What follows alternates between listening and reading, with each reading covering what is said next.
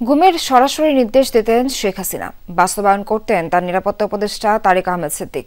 গুম নির্যাতনের মামলার অভিযোগ গঠন শুনানিতে ট্রাইব্যুনালকে জানিয়েছেন চিফ প্রসিকিউটর তাজুল ইসলাম। তিনি জানান, এই মামলায় শেখ হাসিনার বিরুদ্ধে ২৬ জন গুমের শিকার হওয়া ভুক্তভোগীর অভিযোগ রয়েছে। গুমের মামলায় অভিযোগ গঠন করে বিচার শুরুর আবেদন করেছে প্রসিকিউশন। একই সাথে ৩ সেনা কর্মকর্তাকে হাজির করা হয়েছে ট্রাইব্যুনালে। তারা হলেন ডিজিএফআই এর সাবেক ৩ পরিচালক major general Sheikh Mohammad Sarwar Hossain, brigadier general Mohammad Mahbubur Rahman Siddiqui ও ব্রিগেডিয়ার জেনারেল আহমেদ তানভীর মাজাহার সিদ্দিকী। এই মামলার আসামিদের মধ্যে আরও আছেন ডিজিএফআই এর সাবেক ৫ মহাপরিচালক। এদিকে ট্রাইব্যুনাল ২ জুলাই গণঅভ্যুত্থানে কুষ্টিয়ায় ৬ জনকে হত্যার ঘটনায় মানবতা বিরোধী অপরাধের মামলায় জাসদ সভাপতি হাসানুল হক ইনুর বিরুদ্ধে তৃতীয় দিনের সাক্ষ্য গ্রহণ চলছে।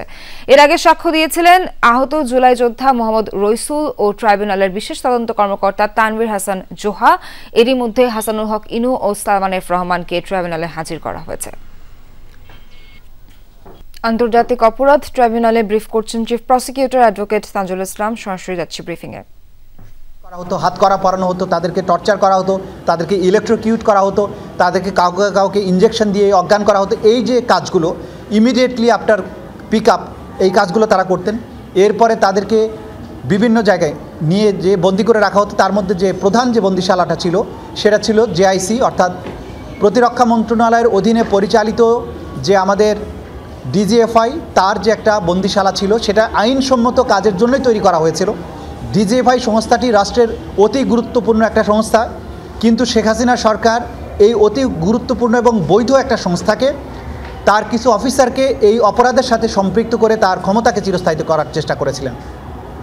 আমরা বলেছি যে একটা বাহিনী হয়তো গ্রেপ্তার করতো বা পিক আপের সাথে জড়িত ছিল, তারা আবার গ্রেপ্তার করে বন্দি রাখার জন্য অন্য বাহিনীর হাতে তুলে দিত, আবার নির্যাতন করার জন্য অন্য বাহিনীর কাছে দিত, অনেক সময় হত্যা করার জন্য চতুর্থ আরেকটা বাহিনীর হাতে দিত, কাউকে হয়তো মামলা চালান দেওয়ার জন্য পুলিশের হাতে হস্তান্তর করত।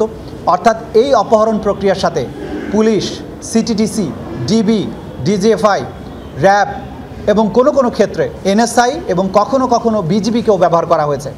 এই যে রাষ্ট্রীয় বিভিন্ন সংস্থা, এগুলোকে অপরাধ কর্মের সাথে সম্পৃক্ত করার মাধ্যমে এটা একটা ওয়াইড স্প্রেড এবং সিস্টেম্যাটিক পদ্ধতিতে বাংলাদেশের সিভিলিয়ান পপুলেশন যারা শেখ হাসিনার স্বৈরশাসনকে অপোজ করেছেন, তার বিরোধিতা করেছেন, তাদেরকে নিশ্চিহ্ন করার জন্য, তাদেরকে সাইলেন্ট করার জন্য এই গুমকে হাতিয়ার হিসেবে ব্যবহার করেছেন।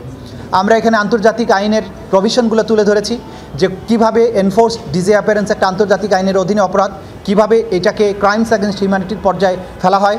এই সব জিনিস দেখিয়ে আমরা বলেছি যে এই গুমের মতো ভয়াবহতম অপরাধ করার মাধ্যমে এই আসামিরা বাংলাদেশের মানুষকে যেভাবে সাইলেন্ট করার চেষ্টা করেছেন, সেই অপরাধের বিচার যদি না করা হয়, তাদেরকে যদি বিচারের আওতায় না আনা হয়, যথাযথ শাস্তি প্রদান না করা হয়, তাহলে বাংলাদেশে গুমটা আবার ফেরত আসবে।